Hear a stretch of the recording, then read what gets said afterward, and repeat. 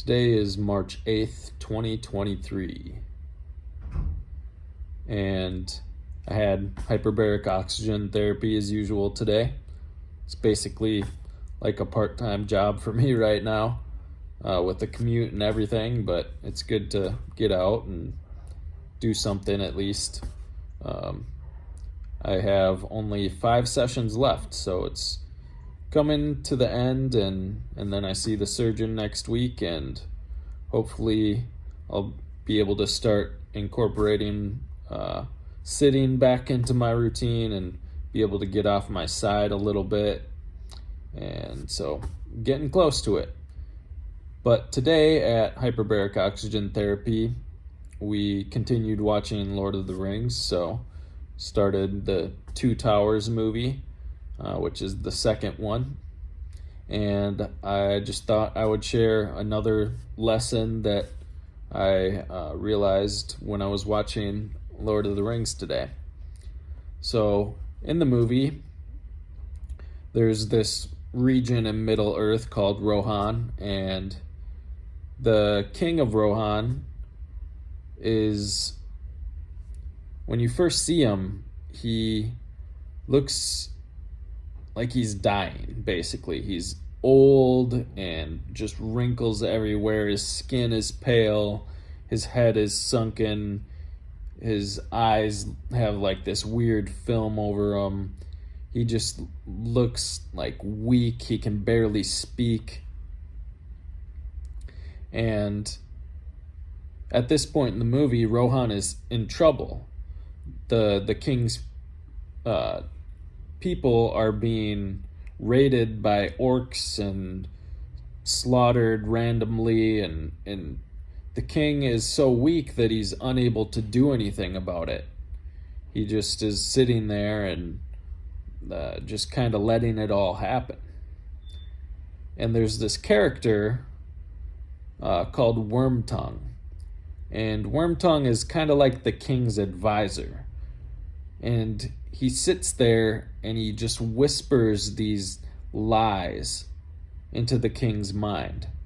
He sits next to his ear and whispers all these horrible things, and they sound like good advice, but they're lies, and they're harmful, and it's corrupting the king's mind, and that's why he's so weak and sickly without any strength.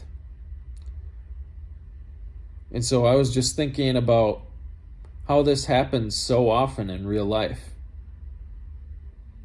We have different voices we allow to speak into our minds, and that influences our worldviews, and it influences our behaviors, and it actually changes the way we live our lives, and therefore the outcomes of our lives. And the world loves to tell us all of these lies. They're everywhere. So voices don't actually have to come from like an actual advisor, someone you have like giving you advice. That's not what I'm talking about. It's a metaphor for all the different voices in your life. Your friends and what they say to you and how they view the world, your family, your community, media, so what you watch, the movies you watch, the music you listen to, the YouTube videos you watch. Are you listening to good voices, or are you having ideas which are corrupting your mind being sold to you? It could be from, you could have that sort of corruption come from drugs and alcohol or things like that as well.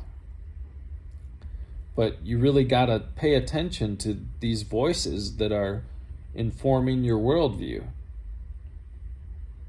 Because the world is full of lies. It wants to tell you, oh yeah, just go and chase pleasure. Pleasure is the highest good, and have sex as much as you want outside of marriage with as many people as you want. It's not going to hurt you. And do drugs and alcohol and chase money and chase fame and do all of these things that are all lies. They're not going to lead to your good overall. And the world is full of these lies. And it weakens you because you have a mission, you have a purpose in life. But just like the king of Rohan, these lies are keeping you weak and sickly and unable to carry out that mission, that purpose. And so in the movie, The Two Towers, what ends up happening is Gandalf and a few of the people from the Fellowship come and confront the king, and they confront Wormtongue, and they kick Wormtongue out.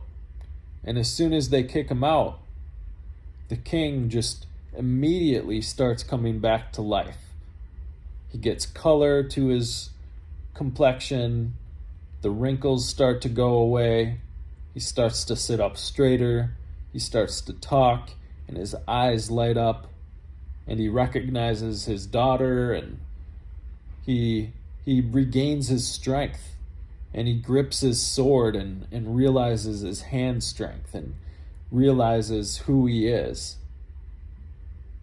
And he starts to make decisions for his kingdom and starts to think about how he can defend his people. And so the first step in getting a correct worldview and restoring life to your spirit is to kick out those voices that are telling you lies. If you're listening to things, if you're reading things, if you have people who are influencing you in a negative way, start to recognize that. And if it's having a harmful effect on you, you got to kick it out.